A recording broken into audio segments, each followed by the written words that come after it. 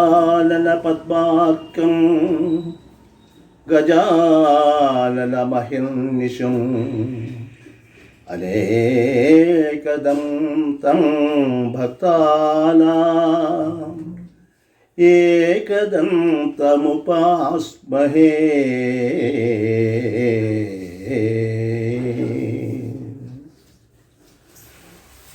శ్రోత మహాశైలకు, ప్రేక్షక మహాశైలకు నమస్కారాలు. పోయిన ఎపిసోడ్లో మనము యోనికూటం గురించి కొంతవరకు తెలుసుకున్నాము. ఆ యోనికూటానికి ఎన్ని గుణాలు ఉంటాయి అనేది విస్తరించినాము. మళ్ళీ ఒకసారి మనం తెలుసుకుందాము. యోనికూటానికి 4 గుణాలు ఉంటాయి.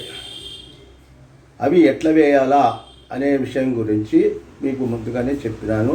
ఆ యోనికూటానికి, నక్షత్రానికి జంతువుల సంజ్ఞలు ఉంటాయని అవి గుర్తుపెట్టుకొని వాటి ద్వారా మనం వేసుకోవాలని కూడా చెప్పినాను. మరి ఇందులో ఏ విధంగా వేయాలి అనేది ముందు మనం తెలుసుకుందాం. దీనికి 5 విధాలుగా గుణాలు వేయాల్సి వస్తుందంట. 5 రకాలుగా. అవి ఏవి అంటే అతి సుహృదోర్ వేద. అతి సుహృదోర్ అంటే అతిమిత్రము కలిగినటువంటి వాటికి 4 గుణాలు.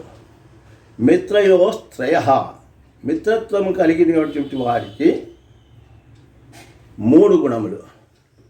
ఏకస్యాద్ విషదో, విషదు అంటే వైరం ఉన్న వాటికి 1 గుణం. ఏకస్యాద్ విషదో, మహావైరం అయినటువంటి వానికి 0. స్వభావ గుణం ఉన్న వాటికి 2. ఈ విధంగా వేసుకోవాలి. మరి ఇక్కడ అతివైరమేమి, వైరమేమి, తర్వాత మిత్రమేమి, అతిమిత్రమేమి, స్వభావమేమి అనేటువంటివన్నీ కూడా మనం తెలుసుకుంటే అప్పుడు దానికి గుణాలు వేసేదానికి ఉంటుంది, వీలవుతుంది. ఇప్పుడు ఒకే జాతిగా ఉన్నటువంటి జంతువుల గల నక్షత్రాలకు వాటికి అతి సుహృదోర్ అంటే పూర్తి మిత్రత్వం ఉన్నాయి, అతి మిత్రం ఉన్నటువంటివి అని అర్థం అన్నమాట. ఇప్పుడు ఒకదానికి ఉదాహరణ చెప్తున్నాం. అశ్విని, శతతార, అశ్వవర్ణం. అశ్విని నక్షత్రము, శతభిష నక్షత్రము ఈ రెండిటికి కూడా గుర్రం సంజ్ఞ. కాబట్టి వధువులలో ఈ 2 నక్షత్రములు ఎవరిది అయినా సరే దానికి మనము 4 గుణాలు వేసుకోవాల్సి వస్తుందట. అది సుహృద. అట్లనే ప్రతిదానికి కూడా అది సుహృద అన్నది అదే జాతికి చెందినటువంటి జంతువులు వచ్చినప్పుడు, ఇప్పుడు మేషము కృత్తి పుష్యభం చాగవనం. కృత్తికా నక్షత్రానికి, పుష్యమ నక్షత్రానికి చాగం అంటే మేక అని చెప్పినాం. అటువంటివి వచ్చినప్పుడు కూడా అంతే. మృగవు జ్యేష్ఠానురాధకు, అనురాధ, జ్యేష్ఠ ఈ నక్షత్రాలు వచ్చినప్పుడు వధువులవి దానికి జింక సంజ్ఞ అవుతుంది. అప్పుడు అతి సుహృదో వేద అనేటువంటిది పాయింట్ వర్తిస్తుంది. కాబట్టి దానికి 4 పాయింట్లు. ఈ విధంగా మనము అతి సుహృదో వేద అనేటువంటి పాయింట్కి విషయానికి మనం గుణాలు నిర్ణయించాల్సి వస్తుంది. తర్వాత మిత్రయోస్త్రయ, ఒట్టి మిత్రత్వము. అది అతిమిత్రత్వము, ఇది ఒట్టి మిత్రత్వం. మరి మిత్రత్వం ఎటువంటివి మనం గమనించాలంటే చాలా మనము ఆలోచన చేసుకొని ఇది మనం గుణములు వేయాల్సి వస్తుందంటే ముఖ్యంగా చెప్తాను చూడండి. మేక, కుక్క, మేక, ఆవు ఇవన్నీ కలిసిపోయే జంతువులు. మేక, వృషభము, తర్వాత మహిషము, గోవు, మహిషము ఇవన్నీ కలిసిపోయేటువంటి జంతువులు అన్నమాట. ఇటువంటివి కలిసిపోయేటువంటి వాటికి మనము 3 గుణాలు వేసుకోవాల్సిందే. అతిమిత్రత్వానికి 4 గుణాలు, మిత్రత్వం ఉండే వాటికి 3 గుణాలు వేసుకోవాలి. ఇది మనము చాలా జాగ్రత్తగా పరిశీలించుకొని వేసుకోవాల్సి ఉంటుందన్నమాట. తర్వాత అతి సుహృదోర్ వేద మిత్రయోస్త్రయ ఏకస్యాద్ దిశదో. వైరము, మహావైరము. వైరమానికి మహావైరానికి భేదం ఉంటుంది. మహావైరము అంటే పూర్తిగా దీనికి సరిపోదు, దానికి చూస్తే దీనికి చూస్తే దానికి సరిపోదు అంటుంది. ఇప్పుడు ఉదాహరణకు ఏనుక్కు సింహానికి భరణి, రేవతి, గజం అనేవి ఆ 2 నక్షత్రాలకు వస్తుంది. పూర్వాభాద్ర, వసు, సింహం అనేటువంటి ఇవి దీనికి వస్తున్నాయి. అటువంటిప్పుడు పూర్వాభాద్ర కానీ భరణి కానీ పూర్వాభాద్ర ఒకరిది భరణి ఒకరిది అయితే అప్పుడు దానికి మహావైరం అవుతుందన్నమాట. అటువంటి మహావైరము. కానీ వైరం అనేటివి ఎటువంటివి అనేది కూడా మనం తెలుసుకోవాలి. అంటే పూర్తి వైరం, పాము ముంగిస ఉంది, అది మహావైరము. అట్లనే కుక్క, జింక, అది మహావైరం అన్నమాట. కేవలము వైరము అనేటువంటి మనం గుర్తించుకోవాలా. అది కూడా ముందు మహావైరం తెలుసుకుంటే వైరం అనేది మనం గుర్తించుకోవచ్చు.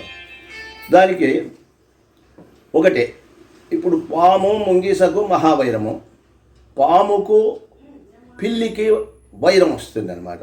ఎందుకంటే దీన్ని కొడుతుంది, ఇది దాన్ని కొడుతుంది, అందువల్ల ఆ విధంగా. అట్లనే పాముకు ఎలుకకు కూడా వైరంతో తీసుకోవాలి.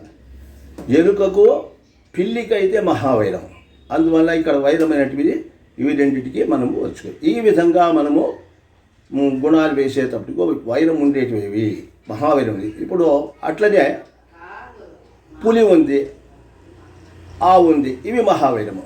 కానీ అదే సింహము, పులి, ఆవుకు అయితే వైరం వేసుకోవాల్సి వస్తుంది.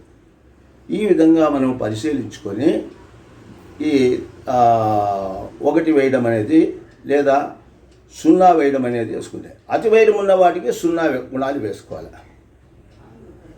ఏకశ్చాద్విషదో స్వభావగుణయోర్ద్వౌ అనేది చివరిది వచ్చేసి స్వభావమైనటువంటి, అంటే దానంతకు దానిపోతూ ఉంటుంది, దీనంతకు ఇది ఉంటుంది, దాని పని దానిది, దీనికి దాన్ని చూస్తే దీనికేం భయం లేదు, దీన్ని చూస్తే దానికి భయం. అటువంటి ఏనుగు ఉంది, ఏనుగు సింహం చూస్తే వైరము.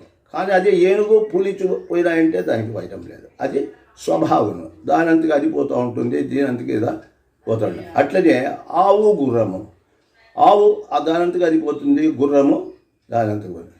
ఈ విధంగా మనము ఈ యొక్క యోనికూటానికి గుణాలు నిర్ణయించవస్తుంది అన్నమాట. ఇది చెప్పినాను మీకు. ఇది ముఖ్యంగా శూద్రగణానికి ఈ చాలా ముఖ్యమైనది. దీనికి 0 అంటే వైరం వచ్చినప్పుడు, పాము ముంగీస కానీ ఆవు పులి కానీ ఇటువంటి వాళ్ళకు గుణాలు వచ్చి కూడా ఎన్ని గుణాలు వచ్చినా అట్లా వైరం వచ్చినప్పుడు వాటిని వాళ్ళకు ఆ జాతకం సరిపోదని మనము చెప్పలేము. ఎందుకంటే వాళ్ళకు రావలసింది యోనికూటము. ఆ యోనికూటమే రానప్పుడు ఇంకా ఉపయోగం లేదని చెప్పలేదు, మనము వాళ్ళకు చెప్పాల్సి వస్తుంది. ఈ విధంగా మనము ఈ యోనికూటానికి మనం గుణాలు వేసుకోవాల్సి వస్తుంది. కాబట్టి ఇప్పుడు మనము ఈ యోనికూటంతో 4 అంశాలు మనం నేర్చుకున్నాం. వర్ణము, వశ, తార, యోని అనేటువంటి ఈ 4 అంశాలు తెలుసుకున్నాం. ప్రేక్షకులు ఈ యొక్క విషయాలు మీకు అందరికీ బాగా అర్థమవుతాయి అనుకుంటాను. ఎందుకంటే విపులంగానే చెప్తున్నాను, నిదానంగా. మరి మీకు ఇది తృప్తి కలిగితే మాకు సబ్స్క్రైబ్ కావాల్సినది కోరుతూ ఇంతటితో ఈ యొక్క యోనికూటాన్ని వినిస్తున్నాం.